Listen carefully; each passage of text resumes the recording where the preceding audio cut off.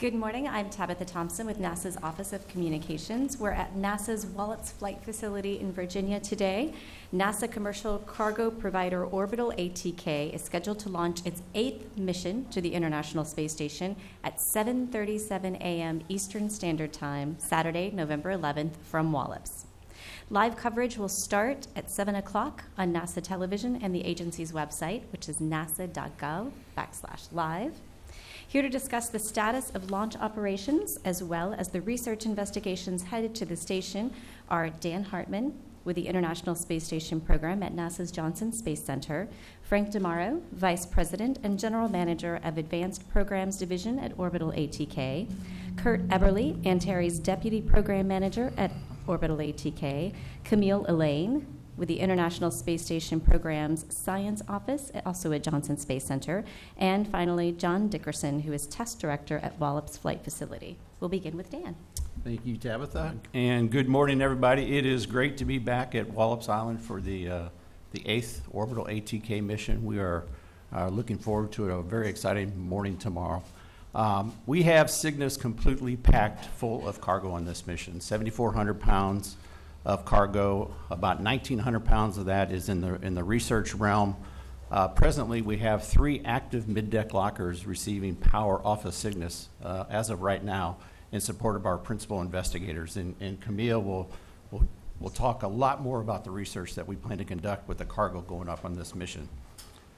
With the launch tomorrow, Cygnus is planned to arrive on the station on Monday morning. Station systems are fully operational. We have a few more checkouts to do with crew training before we actually capture Cygnus. Paolo will be the prime operator of the SSRMS. He'll capture Cygnus Monday morning, and then we'll bring Cygnus into Node 1 Nadir berthing port, and that will all be done via ground control operations. Hatches will be open the following day, and then they'll be able to start unloading all the cargo immediately. With our crew of 4, we plan to get the cargo off of Cygnus very quickly. And then for the first time, we plan to relocate one of our payloads that is presently operating on board the International Space Station into Cygnus and actually do what we call kind of extended laboratory operations inside the Cygnus module. And that'll be our first time we've done that. That's really trying to give us some more flexibility of how we operate our payloads. Sometimes our payload facilities inside the modules are oversubscribed, and then having this capability with inside Cygnus offers us a tremendous amount of flexibility. The present mission duration will be through December 3rd, and when we leave on December 3rd, we anticipate we will have completely packed Cygnus full of disposable cargo, and I can't emphasize that enough. We have a crew of 4 up there on the USOS side, crew of 6 in total. We do generate a lot of trash, be it food or some foam that our ORUs fly in. Removing that trash offers our teams a tremendous amount of flexibility on how they operate. The crew members operate on board the International Space Station. So we always look forward to a Cygnus vehicle coming to the ISS. We can dispose of all that cargo. The crew loves it, and then we're on our way for much more flexible operations. So Cygnus just offers us a tremendous capability for that. Consumable-wise, we're also in great shape. This is actually our 5th CRS mission of the year, and we have food, water, and cargo supplies to last us right now through midsummer of next year. So again, great shape. If we look forward, again, I mentioned Cygnus will be released on December 4th, and that's going to be after we actually unberth it from the Node 1 Nadir on December 3rd. We plan to do some operations with Cygnus and maneuver it and hover it above Node 1 Zenith, or Node 2 Zenith, and we plan to do some GPS checkouts at that location, and that'll give us a better characterization of our GPS system for when commercial crew vehicles start flying and they have their vehicles mounted at that location or docked at that location. And we just want to get a little bit more characterization of our ISS GPS performance during that operation. So again, that will have us release Cygnus on December 4th. Also on December 4th, we plan to launch the next SpaceX 13 out of KSC. And so we'll have a release and we'll have a berthing a launch on the same day. So we're looking forward to that. SpaceX would then berth on December 6th. 51S with Randy, Paolo, and Sergey plan to return on December 14th. And then we have a pretty quick turnaround for the next crew coming back up the station to get us back up to a crew of 6. That launch will be on December 17th. Later on in January, we have 2 EVAs planned. We'll have a lot more discussion on that as that gets closer. We've had the SSRMS has 2 latching end effectors on either end. We changed out one of the end effectors in a series of EVAs in October. We plan to get the other end effector in late January. And I just want to give the Canadian Space Agency a lot of kudos for the operations of the SSRMS. That thing has been in operation for nearly 15 years, and so it's kind of ready for a change out on those components. But it went through all of the major assembly tasks to even build the International Space Station. So tremendous success on the arm, and we're looking to get the second of the latching end effectors replaced. So with that, the ISS is ready to go. I'm sure Frank and Kurt will talk a little bit more about where they stand as far as vehicle readiness, but I can tell you our crew on board is looking forward to the launch and anxious to get inside and get the cargo and the goodies out. So with that, turn it over to Frank. Okay, thanks very much, Dan. It is great to be back here at Wallops, especially to be at this table with our partners on this mission. I do want to first, though, say happy birthday, 242nd birthday to the United States Marine Corps. So congratulations to everyone out there. I also want to say happy Veterans Day to all the veterans out there. We have the honor and privilege of working with many veterans, especially in our business. And they are special people, and we thank them very much for protecting our nation all these years. So we also would like to, we're excited to get Cygnus launched again off of our Antares rocket. We do want to thank our Antares launch vehicle provider and our brothers and sisters on the Antares program, our NASA customer, certainly the team here at NASA Wallops who continue to do a great job getting us ready for the launch, as well as the team from the Mid-Atlantic Regional Spaceport and Virginia Space for their support of the mission. So we're looking for a great mission tomorrow. We've got a lot of cargo to deliver, crew supplies, equipment, and of course those scientific experiments. So let's take a look at a video showing the processing of Cygnus as it's getting ready for launch. So here you can see the OA8 service module. This is integrated and tested at our facility in Dulles, Virginia. That was shipped here by truck to Wallops. Here you can see our pressurized cargo module, which actually gets delivered directly from our supplier in Italy. And here, after we've loaded the initial load of cargo, we actually mate the 2 modules together, and that's when we actually have a Cygnus. We get the spacecraft ready for moving from the H100 facility to the V55 facility where it's fueled and the NanoRacks CubeSat deployers are installed. And then eventually we'll get moved over to the HIF where the spacecraft will get removed from the shipping container, rotated over to the horizontal position, and it'll get mated to the Antares launch vehicle. Once we're mated, we'll put in some final cargo load. On this mission, as Dan said, we're going to be launching about 7,400 pounds of cargo to the space station. Among that cargo is a student experiment sponsored by Orbital ATK in partnership with Higher Orbits, a nonprofit company based right here in the Commonwealth of Virginia. So that is very, very exciting for us to take part in. Here you can see the launch vehicle fairing getting moved to encapsulate the spacecraft.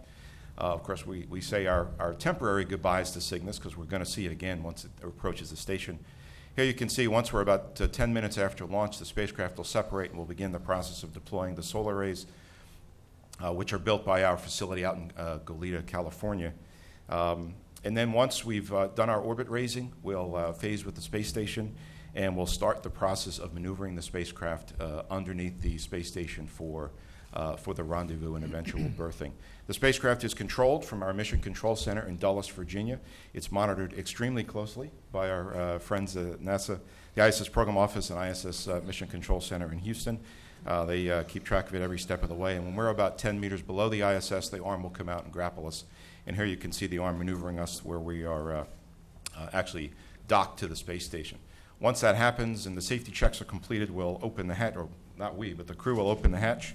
The crew will begin unloading the cargo and start refilling the module with trash, including and then we'll also take part in the Tango Lab experiment.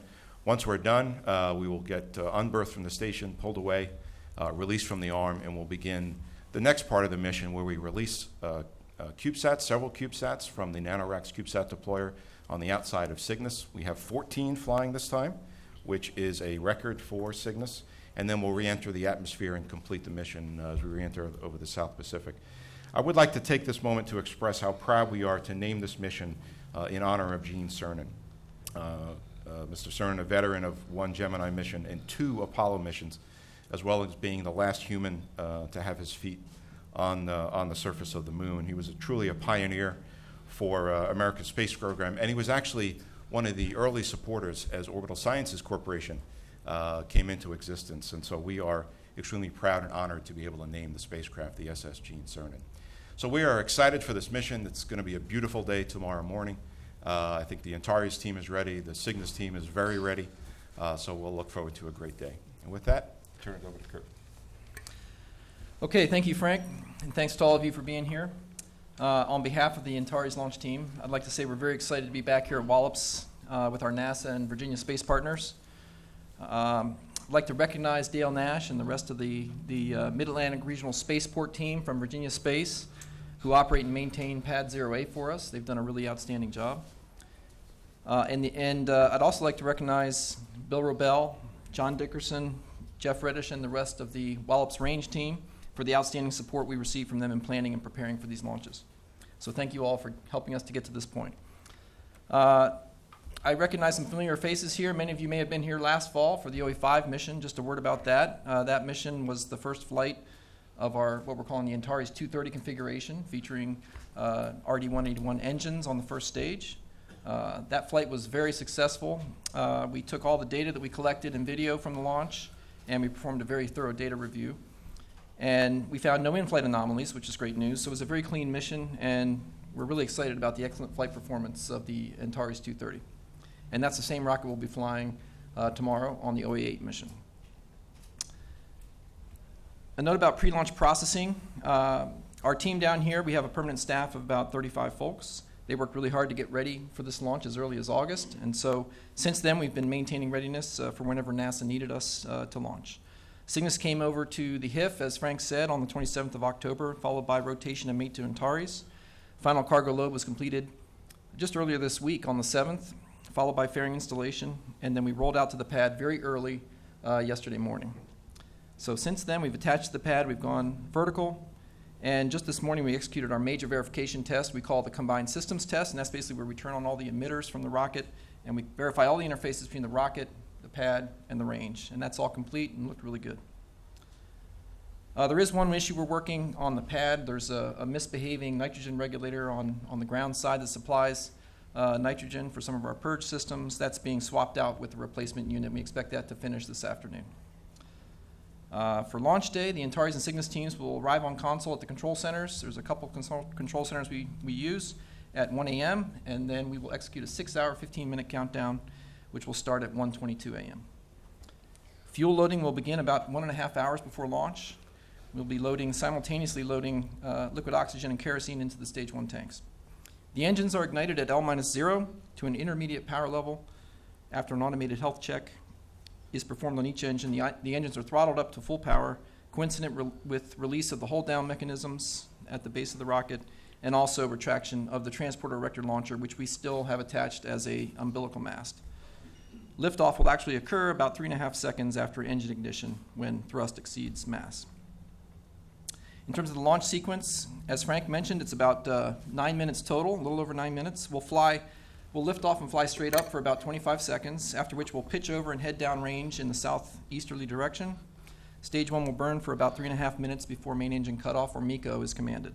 After MECO, stage 1 is separated, and we enter a coast period for about 30 seconds, after which the payload fairing and the 1-2 interstage are separated. Stage 2 is then ignited and burns for about 2.5 minutes. After that, we're in orbit. Cygnus is separated. Our target orbit for this flight is about 190 by 290 kilometers.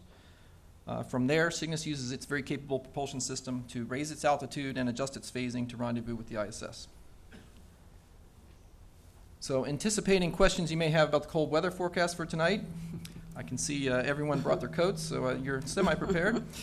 But I want to let you know that our air temperature constraint for Antares is 20 degrees Fahrenheit, so we don't anticipate any problems with being able to launch tomorrow due to the temperature. The rest of the weather forecast looks very favorable with clear skies and moderate winds both at surface level and at altitude, which bodes well for the launch. In fact, the launch weather officer gave us less than 5% probability of violation this morning on his latest report, which is very good.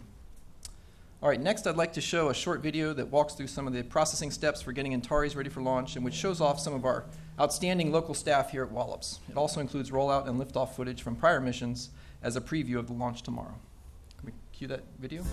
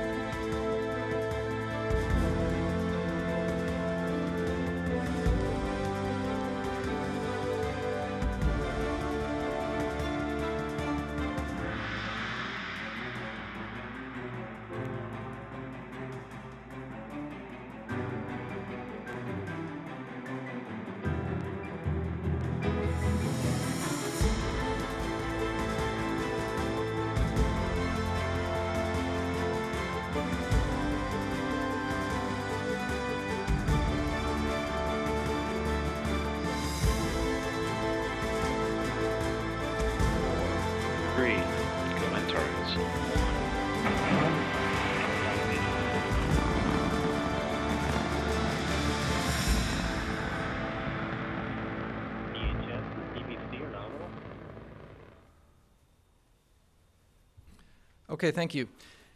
Finally, I'd like to share some sad news with all of you that our former president and chief operating officer of the company, Mr. J.R. Thompson, Jr., passed away this week, just Tuesday evening, at the age of 81.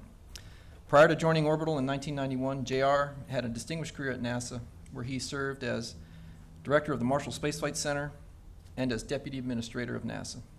During his time at NASA, J.R. helped the agency recover from the Challenger accident and get the shuttle back flying again.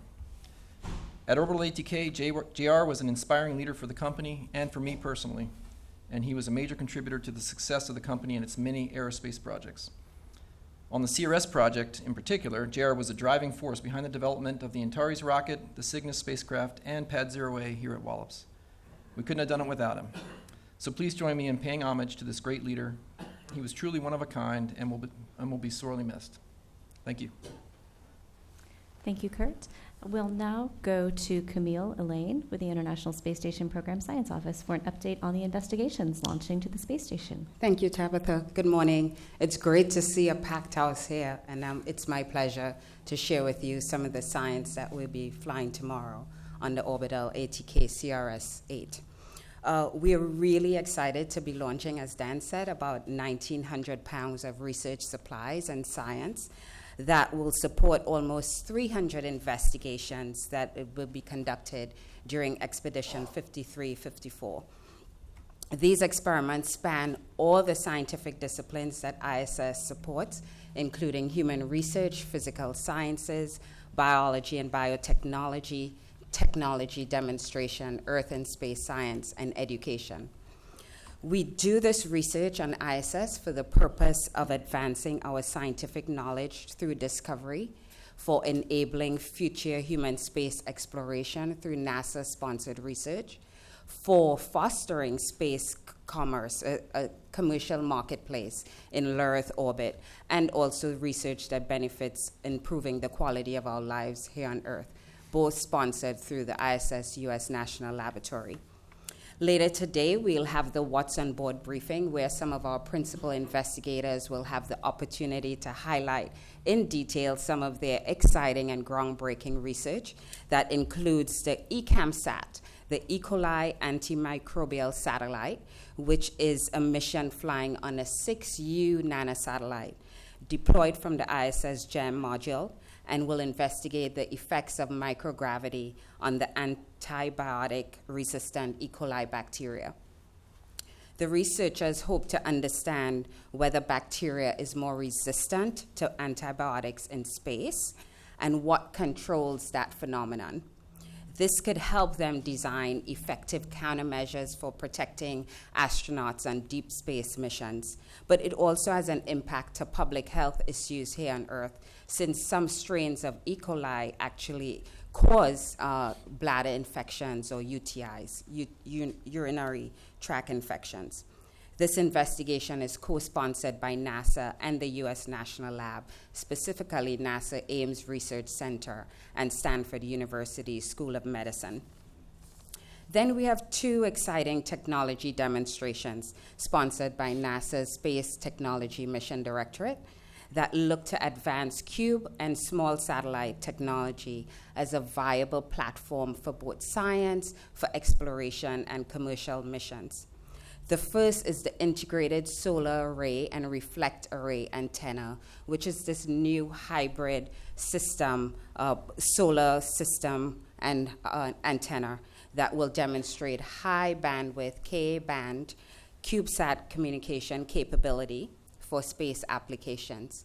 This is about a 5-month mission that demonstrates about 100 megabit per second data rate, up from about 9.6 kilobits per second that they get now, and elevates the antenna technology from a technology readiness level of 5 to possibly a technology readiness level of 7.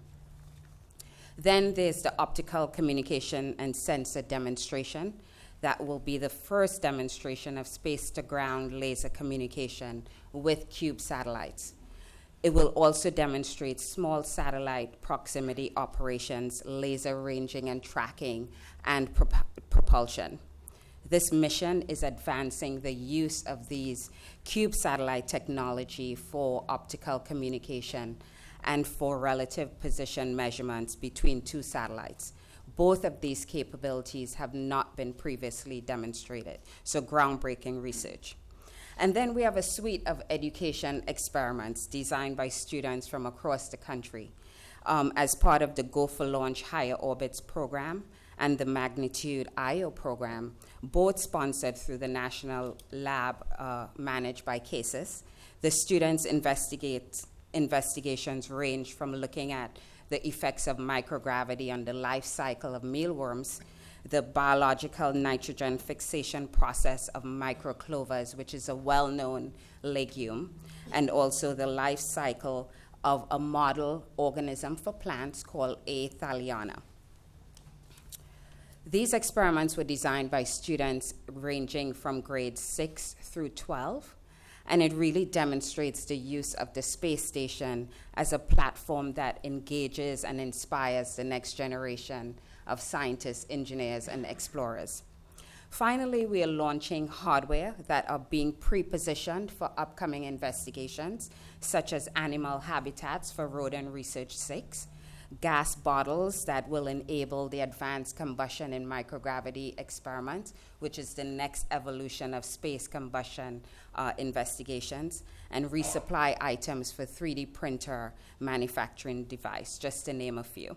So these investigations are just a sample of the science that's enabled by tomorrow's Orbital ATK launch, and that continues to contribute to the advancement of human space exploration and to also improving the quality of our lives here on Earth. Thank you.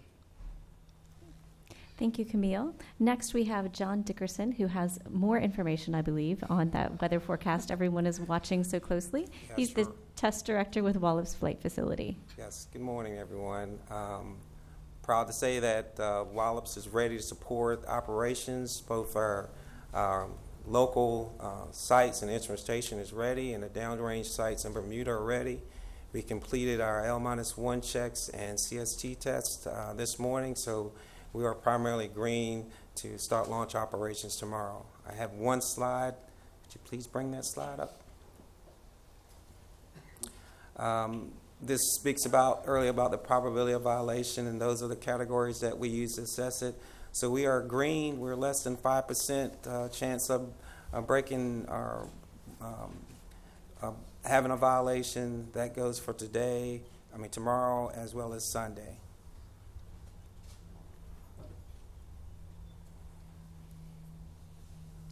Okay. Thank you, John. With that, we'll open up questions to those in the audience, on the phone line, and via social media using the hashtag AskNASA. If you have a question, please raise your hand. Wait for the microphone. We have 2 mic handlers in the room. Wait for the microphone to reach you, and then we'll call on you. Just 1 moment, I'm sorry. Okay, we're good. Jason Ryan for Spaceflight Insider, and this one goes to Kurt. Kurt, last fall-ish, you guys launched the OA5 mission with the RD-181. Was there any modifications to the Antares 230 that you made after noticing how that one left pad OA, or was it pretty much, this is what we're looking for, and we're going to move right on with OA8? Thank you. Sure, thanks for the question. No changes to the flight design, the trajectory. There are a few tweaks in the minus count in terms of when we start some purges. We back some things up by 2 minutes just to give ourselves more time to get through some countdown steps, but that's really it. So they really were spot on. We fire each of the engines for a full flight duration in a hot fire acceptance test, so we gain a lot of confidence in our ground testing, so that by the time we get to launch, we're very confident in the performance of the engines. Great. Jason did this, but just a reminder, if you do have a question, make sure you identify to whom you're addressing the question, as well as waiting for the microphone. I think we have one here in the front.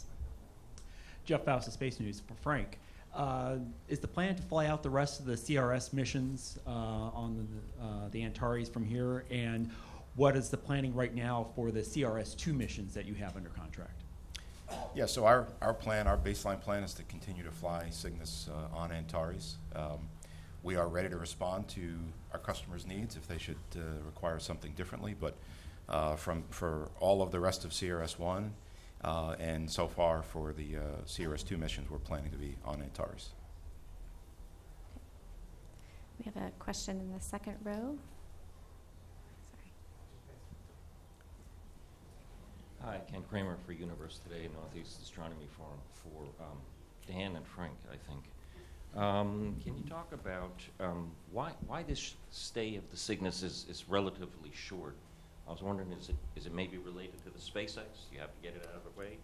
And Dan, can you talk a little bit more too about this commercial crew test that you're going to do with the Cygnus after you detach it? Thanks. Let's see, we do have some constraints on different vehicles on our Node 1 and Node 2 nadir berthing ports. I believe actually we're in a good configuration with Cygnus on Node 1 nadir, and then a SpaceX came up subsequently to Node 2 nadir. But in the configuration we're in, there's a lot of products that have to be turned over ahead of time. And so for the configuration that we're in with SpaceX, that analysis and all that work assumed the Cygnus would be gone at that time. And so that's primarily what's driving December 3rd. And we can do all of our, again, with a crew of 4 on the USOS side, that's not a constraint for unloading all the cargo, repacking the cargo, and getting the crews ready to go to release Cygnus and then perform this GPS test. And so what we plan to do there is maneuver, once we unberth, but still holding on to Cygnus, we plan to maneuver it to the top of Node 2 Zenith, is what we call it, and hover it within about 2 feet of the actual berthing port. And what that's going to do is simulate a commercial crew vehicle that will be there. Again, commercial crew vehicles being there for a 6-month stay at a time. So then we plan to do, different variations with additional vehicles coming to the International Space Station. There was some concern we may have some, what we call our SIGI system, GPS blockage, while we have a vehicle up top there. We've ran some tests there before.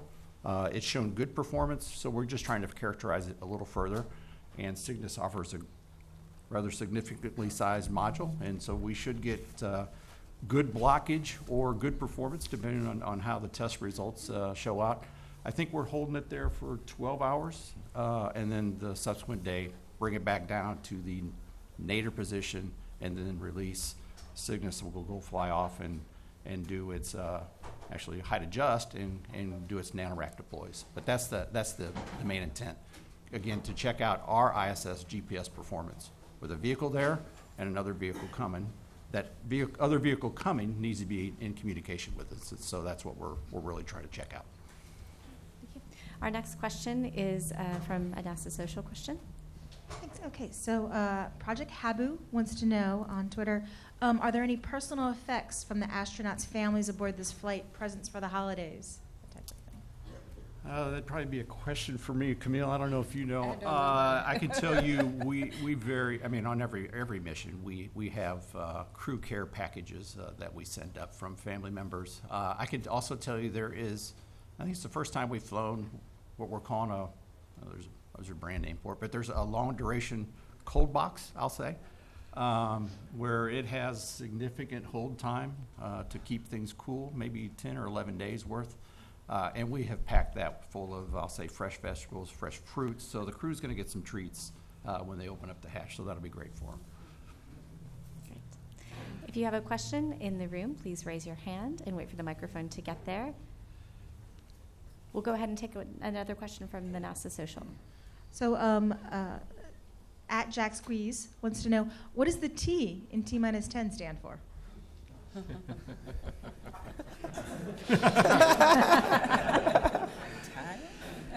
T stands for time, I believe. Yes.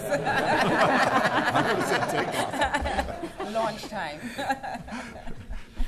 Now, to further confuse the situation, we actually use an L clock and a T clock. So you may hear the launch conductor, Adam Lewis, talk about an L clock and a T clock. The L clock is absolute. You start it, and it's going to get to 0 at 7:37, unless we reset it to go into the 5-minute window. But we will target the opening of the 5-minute window. That gives us the flexibility to delay up to 5 minutes, for whatever reason. There's a T clock that we run that has 2 built-in holds planned for about 10 minutes duration each.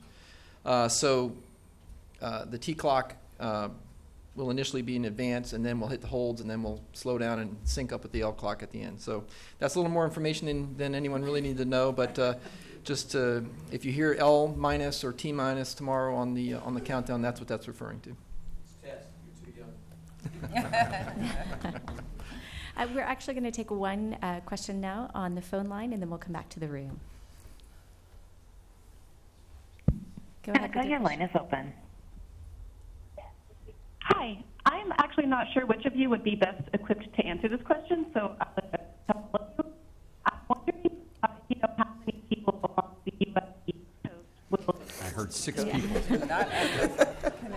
Unfortunately, we're having a little difficulty with the phone line, so we'll go to a question in the room and see if we can figure out the phone and then come back to it. Early in the morning as well. Will it kind of get in the way of seeing the rocket launch? I don't believe we were able to copy on that question because of phone quality in the room. So we're going to go to a question in the room now, toward the back of the room, and we'll come back to the phone line once we figure that out. Peter Coles, WSKB. For Frank or Dan, is there any significance that the launch slipped a day to Veterans Day and that the CERN will be launching on Veterans Day? I should have mentioned that earlier. Our backup day is on Sunday, and so we have no constraints against that. Quite honestly, the vehicle traffic on the International Space Station is wide open for the next 10 to 11 days, I'd say. And I say that because we haven't probably looked out further than that. So Saturday, backup day on Sunday. If we happen to go to the Sunday, that would move our berthing date from Monday till Tuesday. And so that is just fine for our space station operations and our payloads that are inside Cygnus today. They can ride right on through that. Yeah, I think the only thing I'll add is the original launch date I think you're referring to is November 10th. And, we moved it a day because it just works out from the orbital mechanics point of view that we actually get there faster launching a day later than if we launched on the 10th. It would have been, if we launched on the 10th, we would have got there on the 14th. By launching tomorrow, we actually get there on the 13th. So it was really for the science payload to get them to from loading into Cygnus to the space station as quickly as possible. We have a question again from Jason Ryan, and then we'll come back to the front row. Jason Ryan with Spaceflight Insider. This one's for Frank this time. First question, Frank, is if there would need arose for a late-minute load, is there the capability at Pad OA to handle that? And the second one deals with Sapphire. You guys carried out two scientific experiments, Sapphire experiments, with Cygnus on prior missions. Is there anything planned for OA8 after it disembarks from the ISS? Thank you. Yeah, so for the first question on the CRS-1 design that we have, we actually do all of our late load in the horizontal integration facility, and then we roll out to the pad. As we get closer, I think our final mission on CRS-1, and then as we get into CRS-2, we've modified the process in some of our designs to be able to load some late cargo at the pad. So that will be a capability that we'll roll out beginning on OA11. I think Sapphire, Dan, you want to? Yes, our intent, in fact, it's our plan, is to continue on with Sapphire and at the start of the CRS-2 flights. So what is that, CRS-13? 0812. Or 0812, yeah. And so we'll pick up Sapphire. They're actually making some lessons learned that they're applying to the next generation of that experiment. And so that will require some additional modifications inside the Cygnus, but our intent is to continue on with Sapphire operations. I want to say there's 3 planned in the CRS-2 time period. Mm-hmm. Okay. We're going to go back to the phone line, and then we'll come back to the front. Danica, your line is open. Please state your question once again. Hi, can you hear me this time? Yes, we can. We can, yes. Thank Okay, you. great. So my question is, I'm actually not really sure which of you would be best equipped to answer it, but I'm wondering how many people will be able to see the launch along the East Coast, and also how many people you're expecting at the Wallops Flight Facility Visitor Center to watch the launch. And then one last thing, with the sunrise happening around the same time in the morning, will that make it more difficult to see the launch?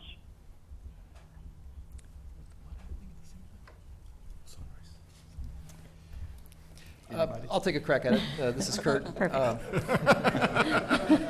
There will be a large number of people that will be able to view the launch.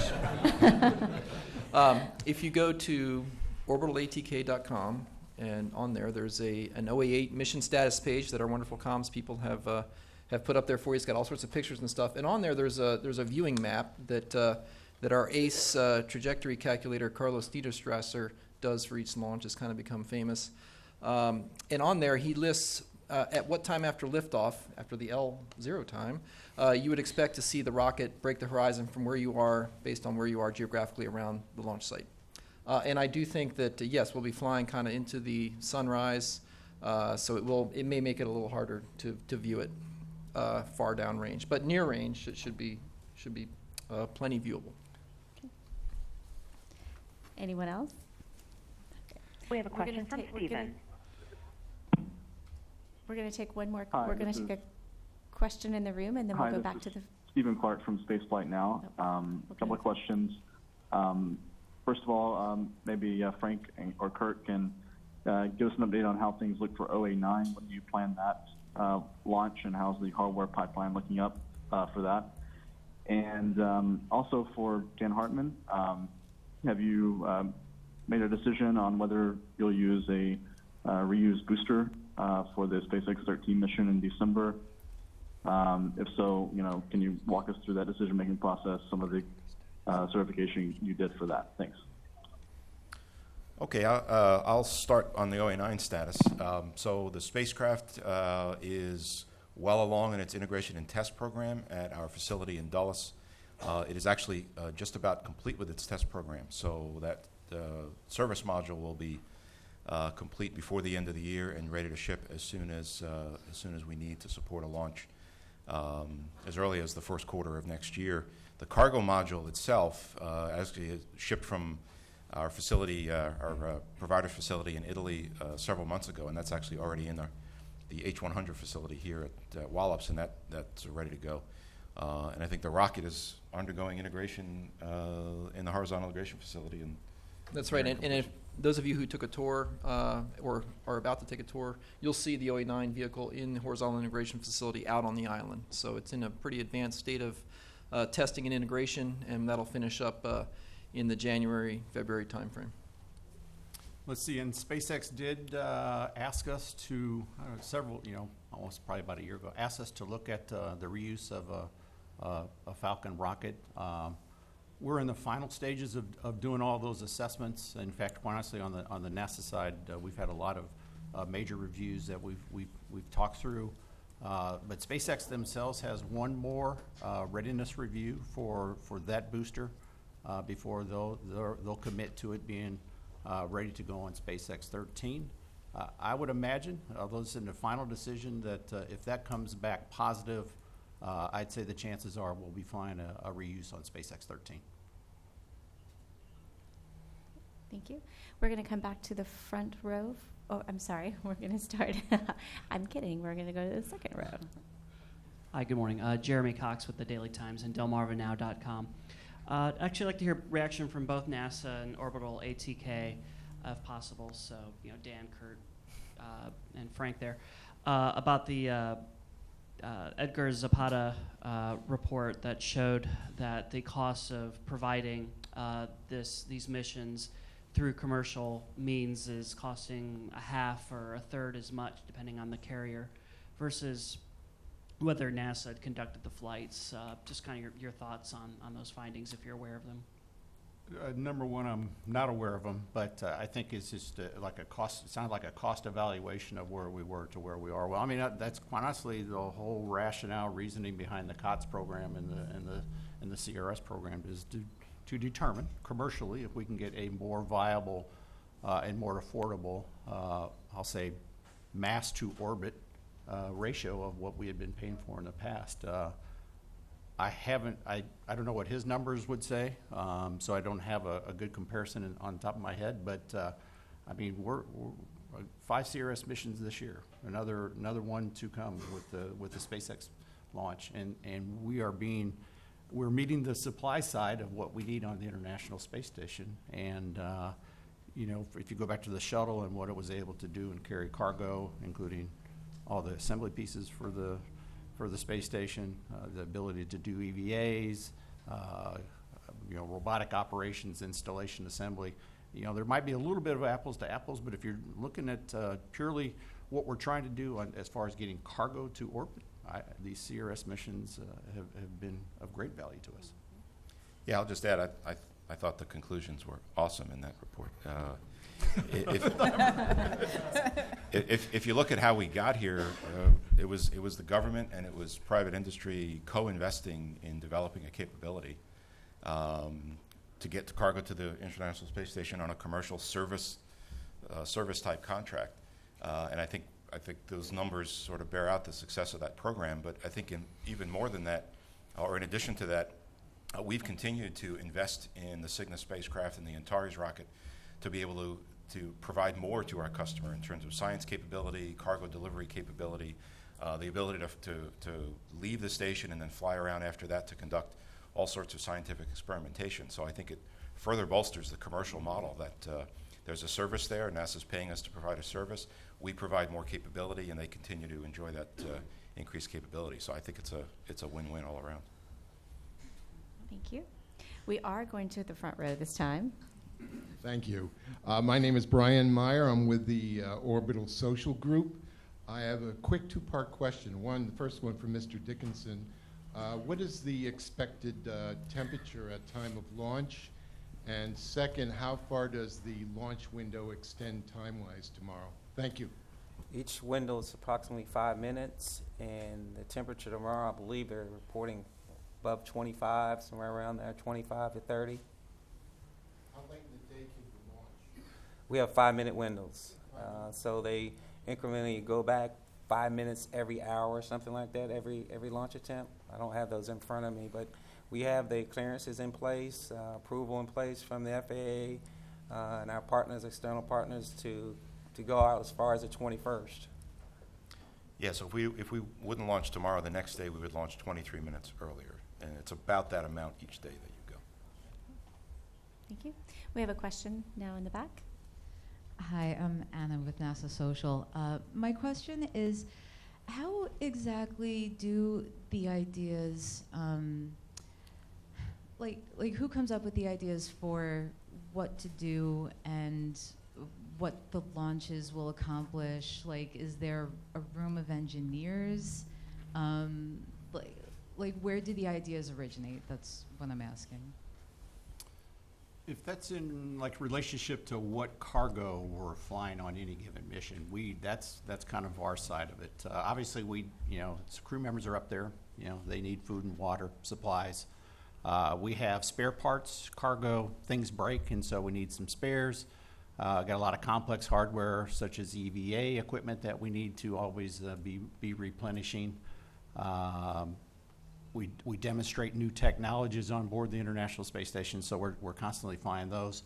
And then we try to allocate and provide as much crew time on orbit and up mass as possible to have a vibrant research program on board the International Space Station. So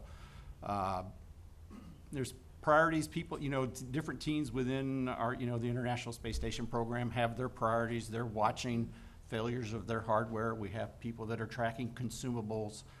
Those all kind of mold together. And quite honestly, when we talked about a little bit earlier, when you have 4 or 5 or 6 flights in a given year, you can then prioritize on risk or what really needs to go first. And we're willing to take some risk, I'll say, on the ISS system sides, if our payload community really has a lot of research gear that they want to get up there. Because our primary goal is to really utilize the International Space Station, and so and to keep our crew of 4 very busy all the time doing research. That's really proven out to be the case in the last 3 or 4 months. Almost on a weekly basis, we're breaking the weeks before record on the number of hours we've been allocating to our research community. So it's we kind of do it every mission. We look at the priorities and the needs, and at times we make decisions on let's move that hardware to the next flight and give that opportunity to the payload community. Pretty much how it goes. And I can add to what Dan says from a research perspective. How we determine what we do up there is determined by our sponsors. So we have several sponsors of the research. The U.S. National Lab, through cases, they have a portfolio that they decide what's important to them. We have NASA-sponsored research, and that could be through the Science Mission Directorate, the Human Research Program, or the Space Technology Mission Directorate, and they decide what research is important to them. And then we have our international partners that also decide what's important to them from a national goal perspective. So that's how the research is racked and stacked. Thank you, Camille. And we'll go to the back, and then we'll come back up to the front for an Ask NASA question. Yeah, my name is Tim Green. I'm with the Anne Arundel County Public Schools Triple E program from Park Elementary School, and in our program, we talk to our students about the process being important and looking at long-range planning. So my question was to NASA and whoever else might be able to answer this.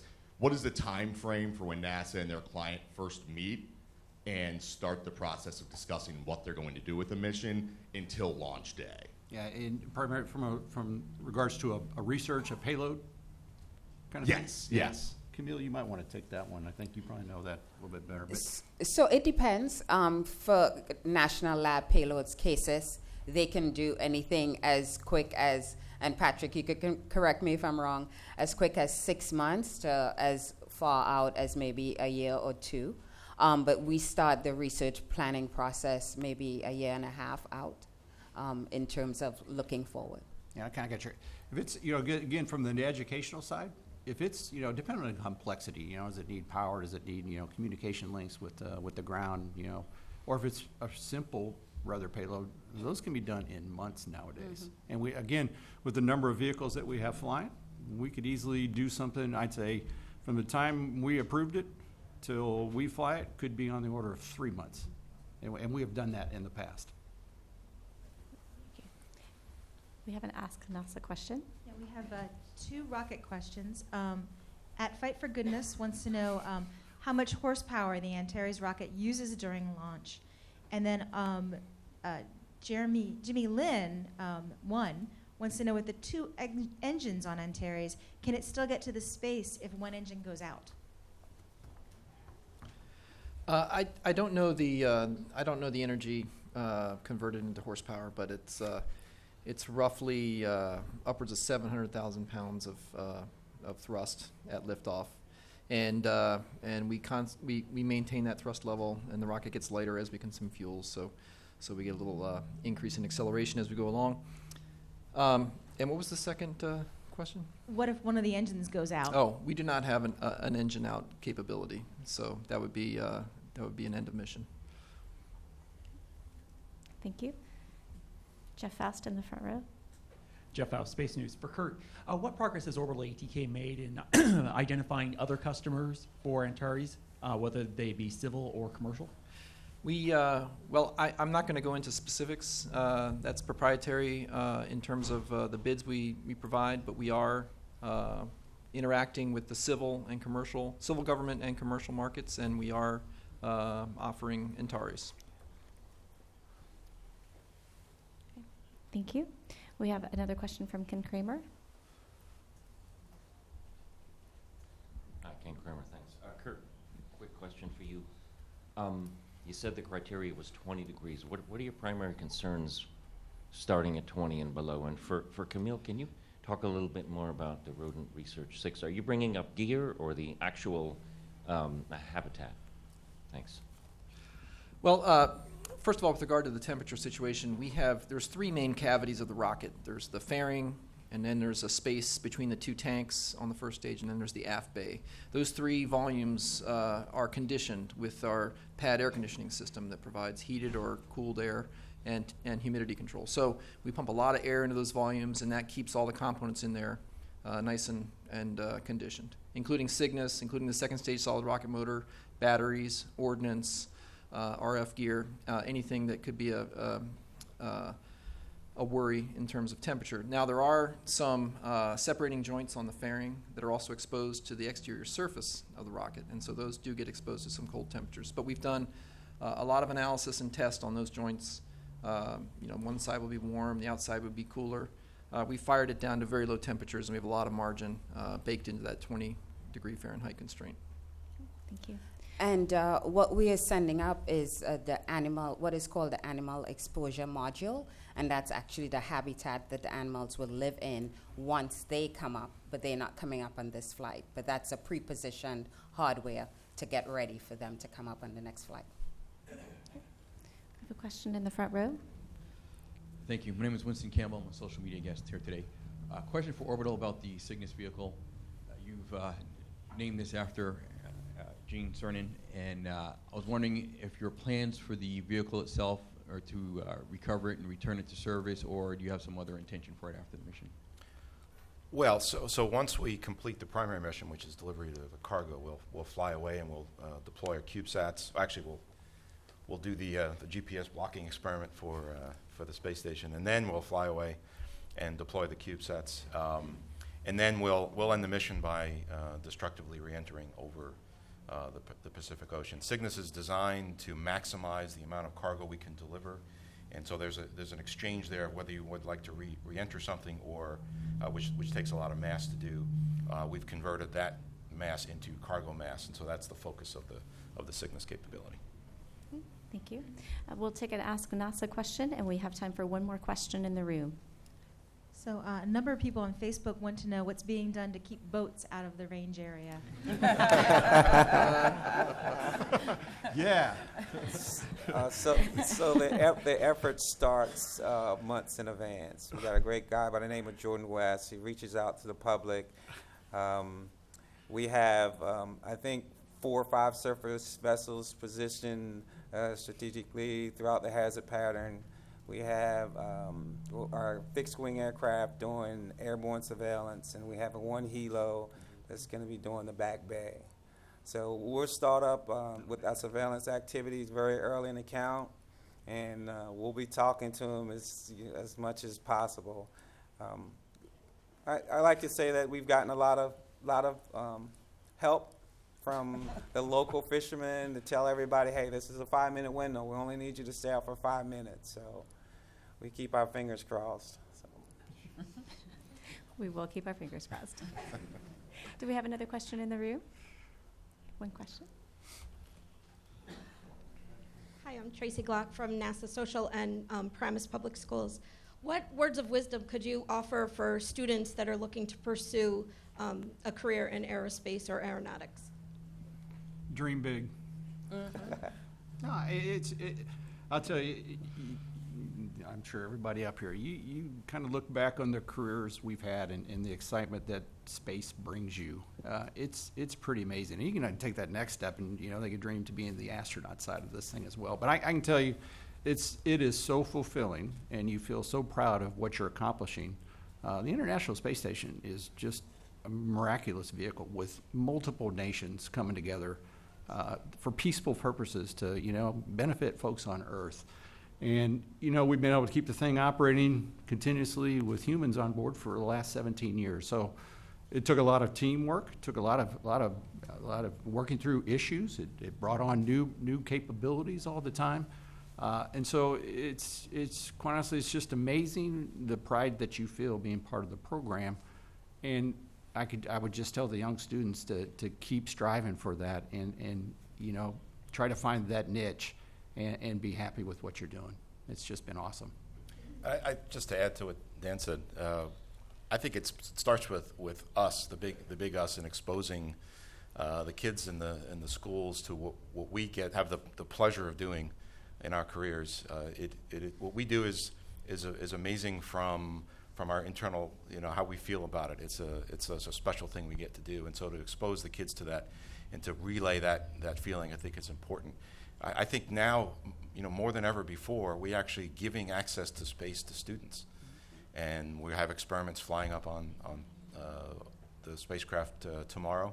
That's really special, and so we've got to foster that excitement and make sure they understand that there is no limit to what they can do, and I think that's very important. And a plug for the girls: don't be afraid of science, don't be afraid of math, and just dive in there, and you can do it. Excellent. Okay. Nice. Thank you for the question. Thank all of our presenters for joining us, and thank you for joining us on this Veterans Day. A reminder that NASA television coverage will begin at 7 a.m. Eastern Standard Time Saturday for the launch. You can watch that on NASA television and on the agency's website, which is www.nasa.gov/live. Thank you.